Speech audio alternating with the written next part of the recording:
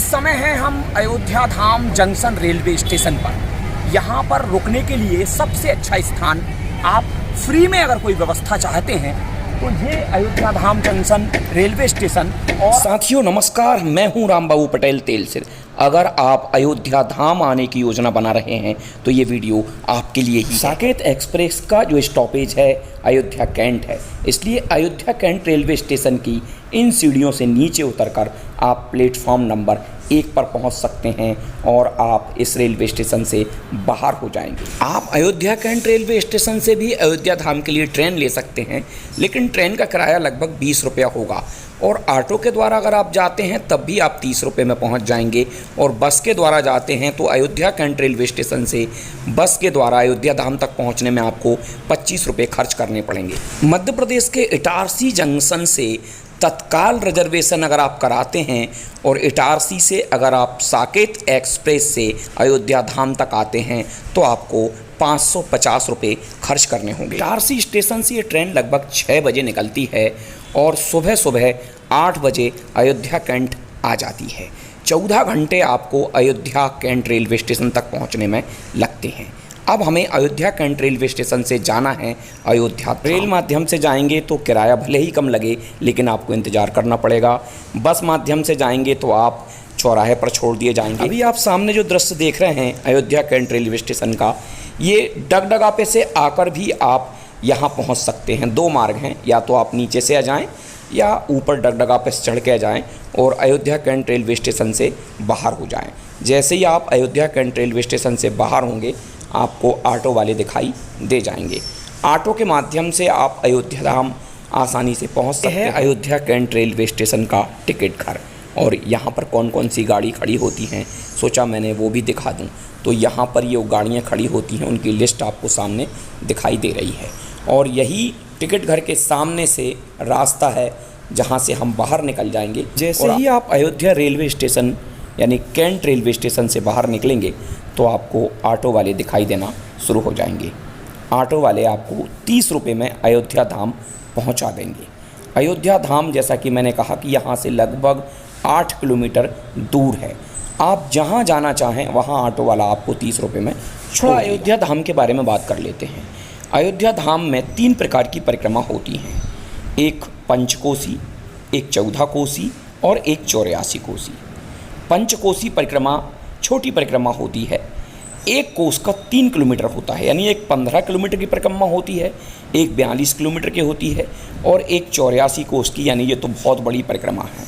तो 3 परिक्रमा में से आप कोई सा भी परिक्रमा मार्ग चुन सकते हैं अगर आप परिक्रमा करना चाहते हैं तो। मोस्टली यहाँ पर देखने लायक हनुमानगढ़ी है, जहाँ पर आज भी हनुमान जी विराजमान हैं जो अयोध्या की रक्षा करते हैं। भरतकूप है यानी नंदीग्राम है, यहाँ से 18 किलोमीटर है। वहाँ तक जाने के लिए आपको शेयरिंग ऑटो में 40 रुपये किराया देना पड़ेगा। यहाँ पर श्री राम मंदिर है, वो भी रेलवे स्टेशन से 1 किलोमीटर की दूरी पर है। सरयू नदी है, कनक भवन, दशरथ महल जैसे बहुत से दर्शनीय स्थल हैं जहाँ आप 10 रुपया प्रति सवारी के माध्यम से ऑटो में ये स्थान कवर कर सकते हैं। अभी हम अयोध्या धाम की ओर जा रहे हैं। मन में विचार चल रहा है कहाँ रुकें। अयोध्या में कई धर्मशालाएं हैं, होटल हैं, लेकिन फ्री में अगर आप रुकना चाहते हैं। इस समय हैं हम अयोध्या धाम जंक्शन रेलवे स्टेशन पर। यहाँ पर रुकने के लिए सबसे अच्छा स्थान, आप फ्री में अगर कोई व्यवस्था चाहते हैं तो ये अयोध्या धाम जंक्शन रेलवे स्टेशन। और आप इसके बिल्कुल जस्ट सामने पाएंगे एक बहुत ही सुंदर फ्री में रुकने लायक स्थान। मैं आपको इसको अंदर से भी बताने वाला हूँ। ये बहुत ही अच्छी व्यवस्था है। यहाँ पर आपको अंदर चार्जिंग पॉइंट भी मिलेगा, फैन की व्यवस्था भी मिलेगी। चलिए मैं आपको इसको अंदर से आपको दिखाता हूँ। अंदर आपको जो व्यवस्था दिखाई दे रही है बहुत बेहतरीन व्यवस्था है, फ्री व्यवस्था है। आपको फ्री में क्या चाहिए देखिए, यहाँ पर आप आगे लेके चलता हूँ।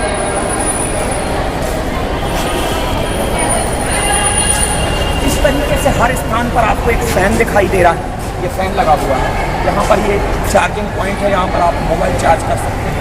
और बहुत बड़ा हॉल है, चूँकि अभी साफ़ सफाई चल रही है इसलिए फैन बंद है। और अगर आप फ्री की व्यवस्था में रुकना चाहते हैं तो इससे अच्छा कोई स्थान नहीं है।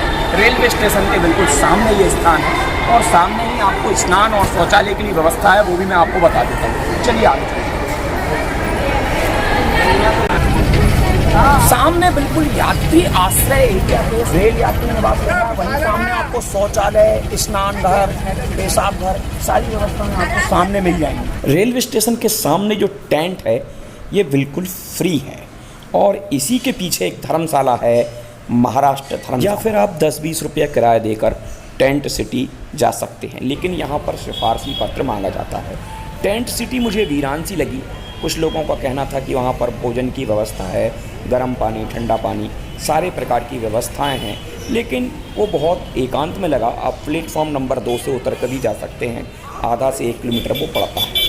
सबसे अच्छा तो अगर आप फ्री में रुकना चाहते हैं तो रेलवे स्टेशन के सामने जो टेंट मैंने दिखाए थे, ये जो बहुत ही अच्छा स्थान है, यहाँ पर ये सारी व्यवस्थाएं हैं, आप सुरक्षा में रहते हैं। आपका भोजन इसी प्रसाद में हो जाता है। तो गुजराती धर्मशाला में हम रुके हुए हैं, एसी इसमें लगा हुआ है, एसी के साथ 1200 रुपये में ये रूम है और नॉन एसी वाला अगर आप रूम लेते हैं तो आपको 700 रुपये में मिलेगा और रेलवे स्टेशन बिल्कुल इसके नज़दीक है।